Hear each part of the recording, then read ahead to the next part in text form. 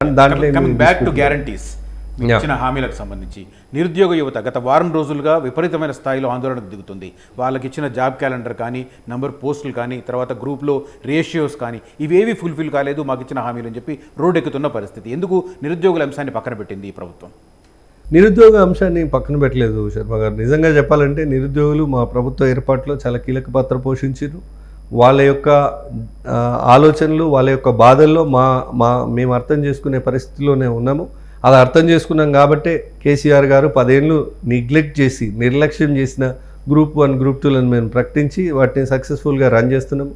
ఏది అంత పెద్ద లీకేజీ స్కామ్ల తర్వాత కూడా ఇది మీరు నోట్ చేసుకోండి.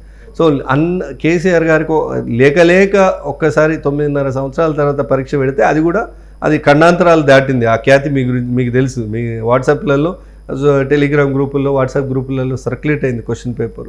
సో ఆ పరిస్థితి నుంచి తేరుకొని వాళ్ళ కోసం గ్రూప్ 1, గ్రూప్ 2లు, తర్వాత మొన్న డిఎస్సి ఇప్పటికి అయిపోతుండే. డిఎస్సి కన్నా ముందు మాకు టెట్ పెట్టాలని నిరుద్యోగుల నుంచి అభ్యర్థన వచ్చింది.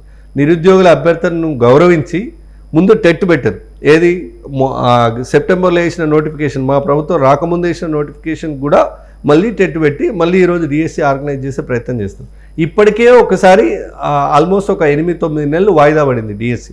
ఇంకా వాయిదా వేయమని కొంతమంది కోరడం, నిజంగా చదువుకునే వాళ్ళు ఎవరు అంత ఇదిగా డిమాండ్ చేస్తున్నట్టుగా లేదు. కొంతమంది డెఫినెట్గా వాళ్ళ ఆలోచనలో నిజం ఉంటే, నిజాయితీ ఉంటే ఈ ప్రభుత్వం స్వీకరించి వాళ్ళ సమస్యను పరిష్కరించడానికి ఎప్పుడూ సిద్ధంగా ఉంది. ఒక పాయింట్ ఉంది, ఒక ఎగ్జామ్కు ఇంకొక ఎగ్జామ్కు మధ్య గ్యాప్ ఉండాలి, తద్వారా మాకు ప్రిపరేషన్కు టైం దొరుకుతుంది అనేది వాదన. మీరే అంటారు కదా, రేపు మీరేంటండి జాబ్ క్యాలెండర్ అనేది ఇచ్చారు, మరి మీరు చెప్పినవన్నీ వాయిదాలే పడుతున్నాయి, మీకు టీఆర్ఎస్ ప్రభుత్వానికి తేడా ఏంది అంటారా అనరా? మేమేమంటున్నామంటే మేము ఒక జాబ్ క్యాలెండర్ పెట్టుకున్నాం. ఇచ్చిన రోజే ప్రభుత్వం వచ్చిన తర్వాతనే ఒక క్యాలెండర్ ఇష్యూ చేసి దాని ప్రకారం వెళ్ళాలి. మనం ఎక్కడ కూడా ఇక అది నిరంతర ప్రక్రియ. అది సో ఇప్పుడు కాకపోతే నెక్స్ట్ ఇయర్ కూడా పడుతుంది. ఈ ఒక్క సంవత్సరం కేసీఆర్ నేనేమంటున్నా, నిరుద్యోగులను కొంతమంది మిస్గైడ్ కూడా చేస్తున్నారు. ఎవరు? కేటీఆర్ లాంటి వాళ్ళు, తర్వాత మధ్యలో కొంతమంది నిరుద్యోగుల పక్షాన మాట్లాడుతున్నామని చెప్పుకునే వాళ్ళు నిరుద్యోగులను రెచ్చగొట్టే ప్రయత్నం, ఈ ప్రభుత్వం మీద ఉసిగొలిపే ప్రయత్నం చేస్తారు. దయచేసి నిరుద్యోగులకు కూడా నా విజ్ఞప్తి ఏంటంటే, మీరు టీఆర్ఎస్ కానీ బీజేపీ కానీ ఈ ప్రభుత్వ వ్యతిరేక శక్తులు చేసేటువంటి కుట్రల్లో మీరు భాగం కావద్దు. మీరు వాళ్ళ ట్రాప్లో పడొద్దు.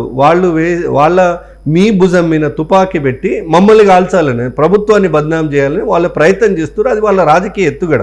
మీరు దయచేసి దానికిలో పావులుగా వాడబడొద్దని నా విజ్ఞప్తి. నేనేమంటున్నా, ఇది నిరంతర ప్రక్రియ. జాబ్ రిక్రూట్మెంట్ అనేది గ్రూప్ 2 నోటిఫికేషన్ ఈ సంవత్సరంలో ఉంది, వచ్చే సంవత్సరం కూడా పడుతుంది. డిఎస్సి ఈ సంవత్సరం ఉంది, వచ్చే సంవత్సరం కూడా పడుతుంది. అండ్ మీకు తెలిస్తే డిగ్రీ మార్క్స్ కూడా మేము రిలాక్సేషన్ ఇవ్వడం జరిగింది. సో ఈ రకంగా అనేక కార్యక్రమాలు, సంక్షేమాలు అంటే నిరుద్యోగుల కోసం, నిరుద్యోగుల ఇంట్రెస్ట్గా ఈ ప్రభుత్వం పనిచేస్తుంది.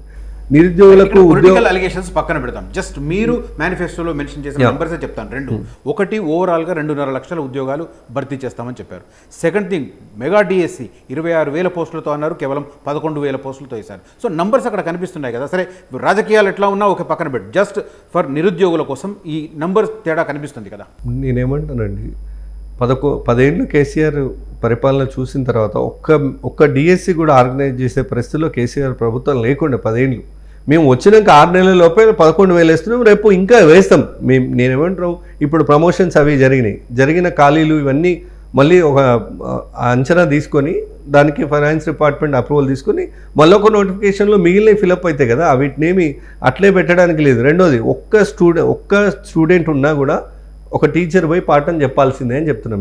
మేమేమో రేషనలైజేషన్ పేరుతోని ప్రభుత్వ పాఠశాలలు మూసివేసే కార్యక్రమం కూడా చేస్తలేం. కేసీఆర్ 10 ఏళ్ళు అదే చేసిండు.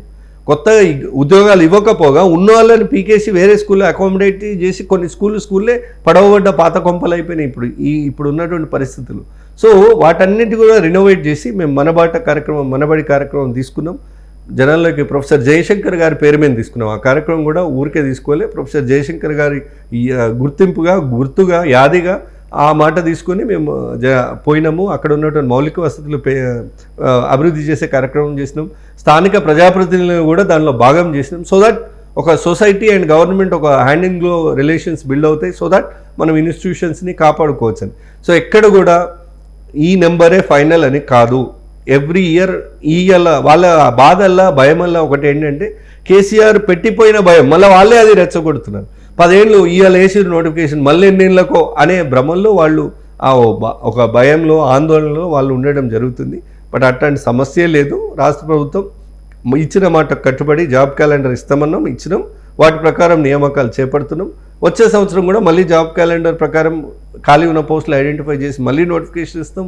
మళ్ళీ మీకు ఉద్యోగ అవకాశాలు వస్తే డెఫినెట్గా మీరు ప్రయత్నం చేసుకోవచ్చు. అసలైన తొలి వెలుగు. ఫాలో వాట్సాప్ @తొలి వెలుగు official.